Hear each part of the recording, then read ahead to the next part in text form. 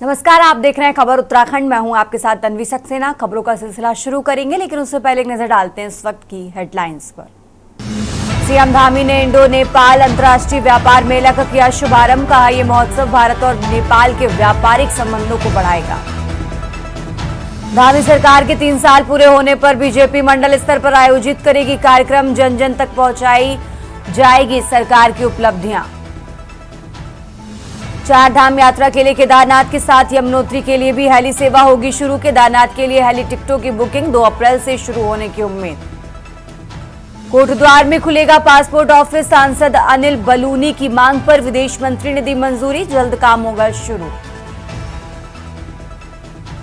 उत्तराखंड में 110 अवैध मदरसे सील। सीएम धामी के निर्देश पर एक्शन जारी। प्रदेश के सीमावर्ती क्षेत्रों में सबसे ज्यादा अवैध मदरसे। प्रदेश में इस बार बिजली दरें होंगी दोहरी महंगी। नियामक आयोग निकाल रहा है बीच का रास्ता। 1 अप्रैल से लागू होंगी बिजली दरें। आप देख रहे हैं के न्यूज, खबरों का सारथी। और अब रुक करते हैं खबरों का। उत्तरकाशी के भटवाड़ी विकासखंड के लदाड़ी बोंगा सेरा में जंगली सुअरों ने नकदी फसलों को भारी नुकसान पहुंचाया है, जिसमें मटर, आलू, प्याज, लहसुन और गेहूं की फसलें प्रभावित हुई हैं, जिससे काश्तकारों में चिंता बढ़ गई है। हालांकि उद्यान विभाग द्वारा फसलों की सुरक्षा के लिए घेर बाड़ वितरित किए गए हैं, लेकिन फिर भी सुअरों के हमलों से फसलें बर्बाद हो गई हैं। काश्तकार अब मुआवजे की मांग कर रहे हैं और भविष्य में नकदी फसलें उगाने की उम्मीद खोते जा रहे हैं। विभाग के अनुसार अगर किसी काश्तकार की फसलों को भारी नुकसान होता है तो जिला प्रशासन द्वारा मुआवजा प्रदान किया जाएगा।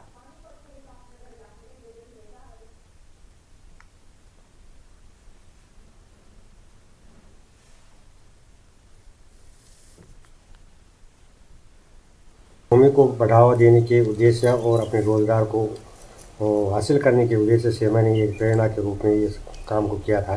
मैंने यहाँ पर अन्य फसलों के सिवाय मटर की फसल बोई थी, किंतु कल या परसों रात 2 रात यहाँ पर जो है चोरों का एक झुंड आया और उन्होंने मेरे सारे खेत को बर्बाद कर दिया। मेरे खेत में कुछ भी नहीं रखा है, एक टाइम की सब्जी भी हमारे लिए नहीं रखी है।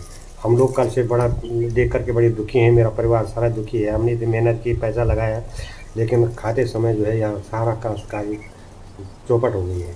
मेरी जमीन बोंगा रोड में थी, 5 नाली जमीन थी। हर में गोबर मजदूरों से डलाए, हल भी मैंने ट्रैक्टर से लगाए। सारे सुगरा ने मेरे सारे 5 नाली जमीन सारे खत्म कर दिए। सारा मटर बो रखा था, सारे खा लिए, कुछ नहीं रह रखी। आम मोजी ले लो।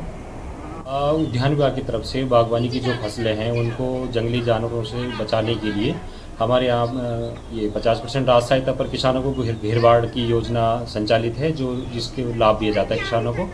इसमें इस वर्ष वित्तीय वर्ष 2024-25 में हमने लगभग 200 किसानों को 80 हेक्टेयर के आसपास घेरबाड़ का लाभ दिया है।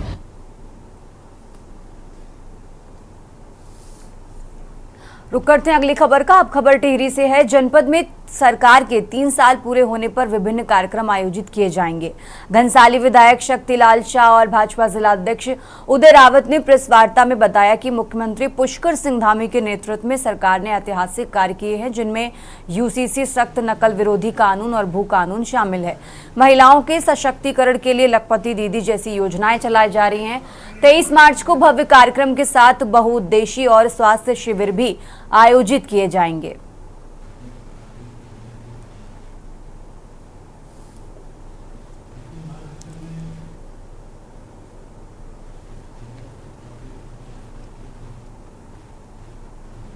और अब खबर रामनगर से है, जहां मोहल्ला इंदिरा कॉलोनी की दर्जनों महिलाओं ने अवैध अतिक्रमण के खिलाफ नगरपालिका कार्यालय में नारेबाजी और प्रदर्शन किया। इन महिलाओं का आरोप था कि एक व्यक्ति द्वारा रोडवेज डिपो के समीप 8 फुट की सड़क पर अवैध रूप से सीढ़ियों का निर्माण किया गया है, जिससे सड़क का रास्ता बंद हो जाएगा और सामाजिक तत्वों का आतंक बढ़ेगा। प्रदर्शनकारी महिला भावना भट्ट ने कहा कि पहले क्षेत्र में सड़क निर्माण को लेकर प्रदर्शन हुआ था, जिसके बाद 8 फुट की सड़क का रास्ता दिया गया, लेकिन अब अतिक्रमण किया जा रहा है। नगरपालिका के अधिशासी अधिकारी आलोक कुनियाल ने इस मामले में कार्रवाई का आश्वासन दिया है। उन्होंने बताया कि एसडीएम के संज्ञान में मामला पहुंच चुका है और नोटिस भेजकर 3 दिन के भीतर अतिक्रमण हटाने को कहा गया।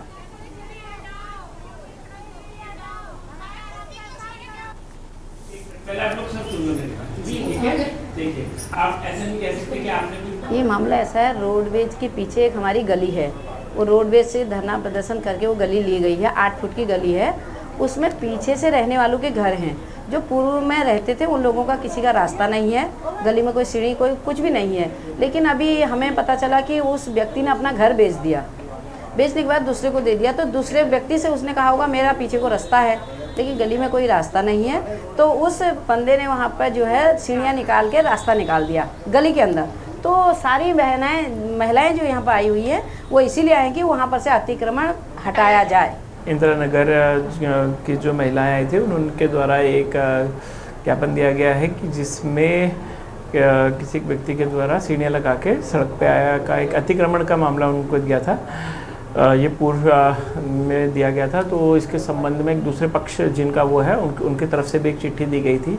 तो दोनों पक्षों को फिर एनालाइज किया गया, देखा गया कि उसमें क्या क्या उसमें हमारे वो है, सारे एंगल को देख के फिर हमारे द्वारा एक टीम का गठन किया गया था। तो हमारी टीम के गठन में हमारे अवर अभियंता और हमारे टैक्स और हमारे सफाई निरीक्षक ये सभी लोग थे और उनके द्वारा एक रिपोर्ट सबमिट की गई है जिसमें उस अतिक्रमण की पुष्टि की गई है।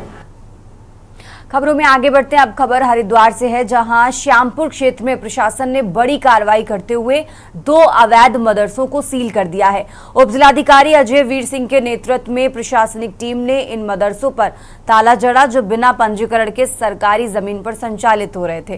कार्रवाई के दौरान भारी पुलिस बल तैनात रहा ताकि कोई अव्यवस्था न हो। उप जिलाधिकारी अजय वीर सिंह ने बताया कि सीएम के निर्देश पर प्रदेश भर में अवैध मदरसों के खिलाफ अभियान चलाया जा रहा है। ये मदरसे ना तो मदरसा बोर्ड में पंजीकृत थे और ना ही शिक्षा विभाग में इनका कोई रिकॉर्ड था। प्रशासन ने साफ कर दिया कि सरकारी जमीन पर अतिक्रमण किसी भी सूरत में बर्दाश्त नहीं किया जाएगा।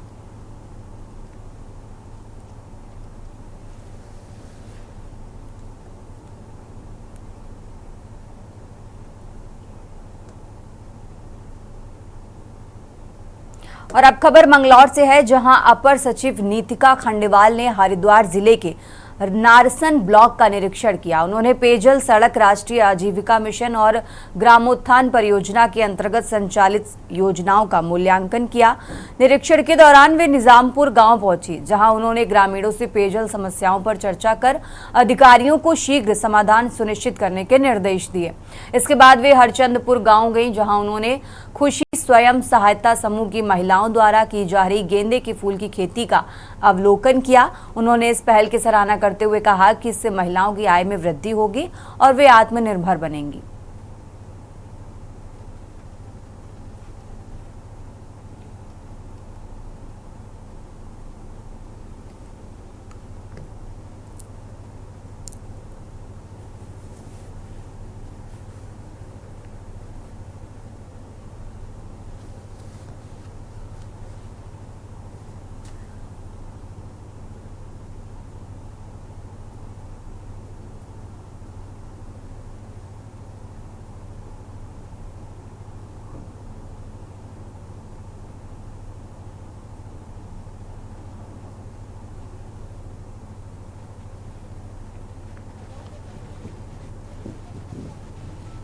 जानते हैं कि शासन से निर्देश माननीय मुख्यमंत्री जी के स्तर पे आए थे कि सभी अपर सचिव जो शासन में हैं वो सबको ब्लॉक आवंटन हुए थे और मुख्य उद्देश्य ये था कि हमारी जितनी भी सरकारी योजनाएं हैं वो धरातल पे किस प्रकार से उतर रही हैं, क्या उन योजनाओं के क्रियान्वयन में कोई समस्या आ रही है, इसको जानने के लिए था। तो अभी जब मैं यहाँ पे फील्ड विजिट पे आई हूँ तो अभी निजामपुर गाँव में हम लोगों ने वहाँ पे बैठक करी, वहाँ के गाँव वासियों के साथ थोड़ा यहाँ पे ब्लॉक नारसन का क्षेत्र भ्रमण किया। तो कुछ मुख्य चीजें सामने आई हैं कि लोग कुछ स्कीम से काफी खुश भी हैं, कुछ उन्होंने बेहतरी भी प्रस्तावित करी है। पेयजल की समस्या थोड़ी सी लोगों में ज्यादा है क्योंकि मेंटेनेंस का जो काम होता है वो ऑनगोइंग काम होता है, तो वो टाइम नहीं लेता है कि आज अगर कोई नल खराब हुआ है या कोई पाइपलाइन टूटी है तो उसको समय लगता है ठीक होने में। तो ये थोड़ा सा लोगों के विशेष हो रहा है। दूसरा, लोगों से जब मेरी बातचीत हुई तो क्या क्या उनको समस्याएं और किस तरीके से वो डिजिटली आप अपने आप को अडॉप्ट कर रहे हैं उसमें भी काफी चर्चा हुई। तो लोगों का ये सोचना है कि जैसे हम अपनी सरकार देखते हैं या जो प्रमाण पत्र बनते हैं या सीएम हेल्पलाइन पोर्टल होते हैं उस पर भी अब पब्लिक जो है अपने ग्रीवेंसेस डाल रही है और उनको अच्छा निस्तारण मिल रहा है। उत्तराखंड हाईकोर्ट ने उत्तराखंड लोक सेवा आयोग द्वारा 22 और 23 मार्च को प्रस्तावित पॉलिटेक्निक प्रवक्ता परीक्षा को स्थगित कर दिया है। ये निर्णय एक जनहित याचिका पर सुनवाई के दौरान लिया गया, जिसमें परीक्षा की योग्यता को लेकर असहमति थी। याचिका में कहा गया था कि आयोग ने बीटेक योग्यता निर्धारित की थी, जबकि all India council for technical education के मानकों के अनुसार बीटेक और एमटेक दोनों योग्य हैं। कोर्ट ने आयोग को AICTE से सलाह लेने और परीक्षा की नई तिथि जारी करने का निर्देश दिया। साथ ही परीक्षा स्थगित होने की सूचना का व्यापक प्रचार करने को कहा, ताकि अभ्यर्थियों को कोई असुविधा ना हो।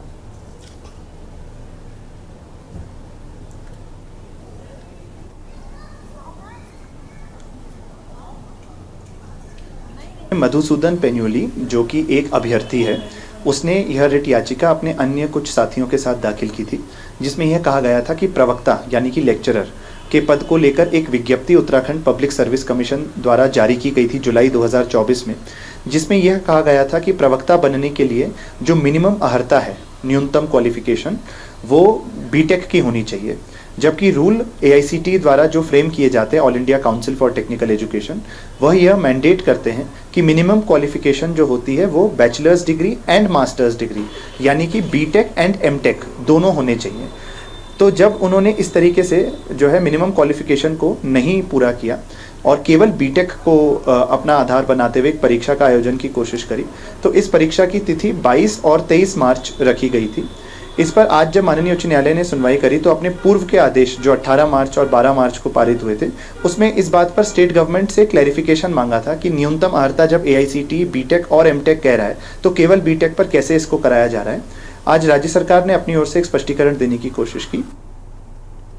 खबरों में आगे बढ़ते हैं। लक्सर के बहालपुरी गांव में होली के दौरान हुए विवाद में एक पक्ष के लोगों ने विधवा महिला समेत 3 लोगों को बेरहमी से पीटकर लहूलुहान कर दिया। पीड़िता पक्ष ने इस मामले की शिकायत पुलिस से की, लेकिन आरोप है कि अब तक ना तो कोई FIR दर्ज हुई और ना ही हमलावरों की गिरफ्तारी हुई है। न्याय की मांग को लेकर पीड़िता परिवार ने SSP व DIG को पत्र भेजा है, जिसमें आरोपियों के खिलाफ सख्त कार्रवाई और लापरवाह पुलिसकर्मियों पर भी कार्रवाई की मांग की गई है।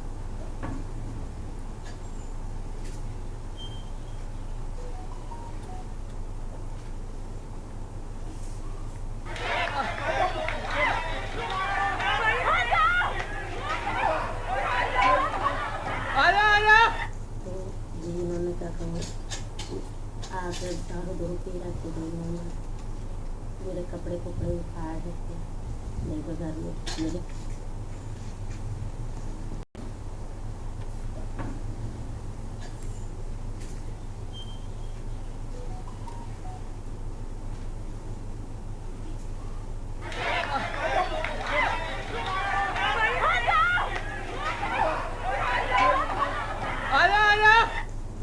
जिन्होंने क्या कहूँ आकर दारू पी रखते थे, मेरे कपड़े उतार देते मेरे घर में मेरे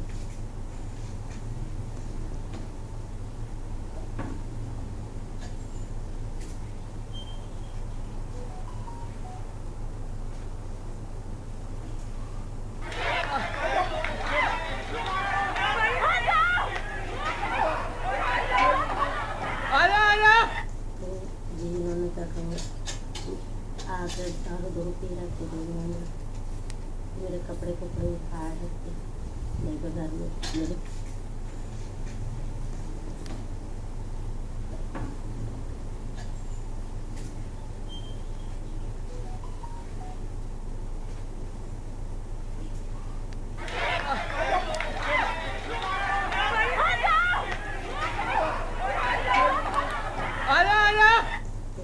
जिन्होंने क्या कहूँ आकर दारू पी रखते थे, मेरे कपड़े उतार देते मेरे घर में मेरे जी मेरे साथ क्या कहो बदतमीजी का आरोप लगाया गया। उसके बाद इनके बच्चे मेरे मारने चढ़े, उन्होंने मेरे कपड़े फाड़े।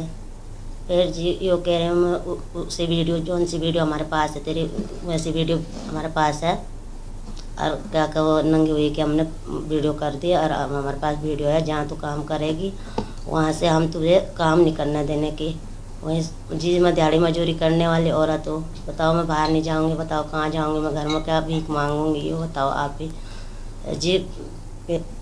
एक का नाम विशाल है, एक का नाम विकास है, एक का नाम शुभम है, एक का नाम सनी। चाची जी हैं और इनके साथ में 14 तारीख की शाम को कुछ लड़के शराब पी के आए इनके घर पे। इन्हें बाहर खींच के इनके साथ मार पिटाई की और मार पिटाई करने के बाद इनके कपड़े कुपड़े फाड़ दिए। तब ये चिल्लाई, गांव में हमें पता लगा तो हम आए, हमारे साथ भी मारपीट की, गाली गलौज की और उसके बाद कहने लगे कि हम तुम्हारी उनके पास कोई अश्लील वीडियो होगी इनकी, जिसको बोल रहे हैं कि हम इसे यूट्यूब पे फेसबुक पे वायरल कर देंगे। तो उसके बाद ये शिकायत करने के लिए भी जा रही थी शाम के टाइम उसी दिन, तो उन्होंने इनका रास्ता रोक के इन्हें जाने नहीं दिया। उसके बाद ये सुबह को 15 तारीख को चौकी में गई रिपोर्ट करने के लिए, चौकी में रिपोर्ट की और थाने में भी रिपोर्ट की इन्होंने। उसके बाद भी पुलिस ने कोई कार्रवाई नहीं की।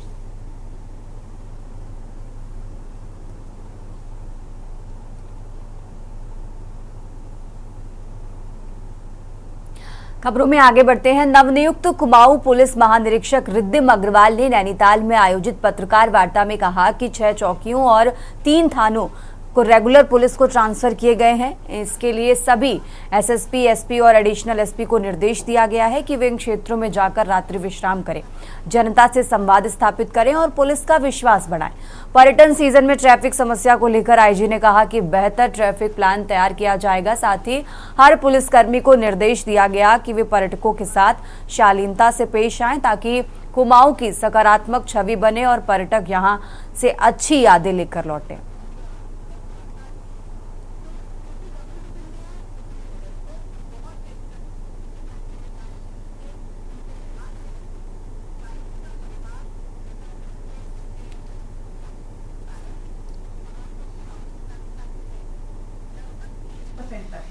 कि आप अपने 30% राजस्व क्षेत्र से कुछ थाने रेगुलर पुलिस में ट्रांसफर हुए हैं और चौकियां भी।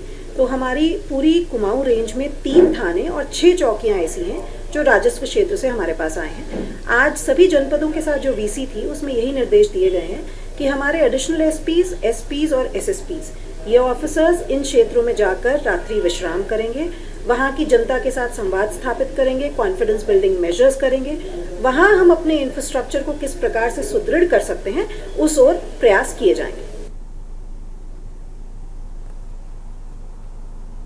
हल्द्वानी में दर्जा राज्य मंत्री बलराज पासी ने कुमाऊं संभाग कार्यालय में प्रेस वार्ता करते हुए बताया कि उत्तराखंड के युवा मुख्यमंत्री पुष्कर सिंह धामी के नेतृत्व में सरकार के ऐतिहासिक कार्यों के 3 साल पूरे हो गए हैं, जिनमें यूसीसी, नकल विरोधी कानून, नई पर्यटन नीति सहित अभूतपूर्व विकास कार्य हुए हैं। इसके अलावा 20 लाख लोगों को सरकारी नौकरियां, पहली बार शीतकालीन 4 धाम यात्रा जैसे महत्वपूर्ण कार्य किए गए और अगले 2 वर्षों में भी राज्य के समग्र विकास के लिए धामी सरकार निरंतर कार्य करेगी।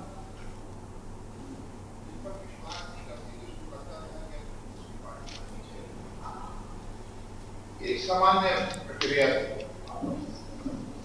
जनता पार्टी की धामी जी के नेतृत्व में बनी हुई सरकार, उसको 3 साल आज पूरे हुए हैं और इन 3 सालों के अंदर हमने रोजगार के क्षेत्र में 20,000 से ज्यादा लोगों को रोजगार दिया है और विकास के क्षेत्र में उत्तराखंड की अधिकांश जो हाईवे जो थे, क्या वो नेशनल हाईवे, उनको पूरा करने का काम किया और 2027 से पहले ही जो है कर्णप्रयाग तक की जो है रेल जो है योजना जो पूरी होगी। उत्तराखंड के समस्त विकास की जिम्मेवारी भारतीय जनता पार्टी धामी जी के नेतृत्व में उसको संभाल रही है और मैं समझता हूं कि उत्तराखंड हर दृष्टि से मजबूत हो, उत्तराखंड का जो अपना जो डेमोग्राफी भी किसी तरह से चेंज ना हो और यहाँ पर अनाधिकृत रूप से बाहर के लोग जो है गलत निगाह से जमीनों पर कब्जा करने की जो कोशिश कर रहे थे उसको रोकने के लिए भी भू कानून लाया गया है। खबरों में आगे बढ़ते हैं। उत्तराखंड हाईकोर्ट ने कालागढ़ डैम क्षेत्र में वन एवं सिंचाई विभाग की भूमि पर अवैध रूप से रह रहे 500 परिवारों को हटाने के मामले में सुनवाई की। कोर्ट ने उत्तर प्रदेश और उत्तराखंड के मुख्य सचिवों को आपस में बैठक कर निर्णय लेने का निर्देश दिया। याचिकाकर्ता का दावा है कि यूपी सरकार ने डैम निर्माण के लिए वन भूमि ली, लेकिन डैम बनने के बाद पूरी भूमि वन विभाग को नहीं लौटाई। अब सरकार 213 लोगों को विस्थापित कर रही है, जबकि अन्य को छोड़ दिया गया है। हाईकोर्ट ने इस मामले में 18 अप्रैल को अगली तारीख तय की है।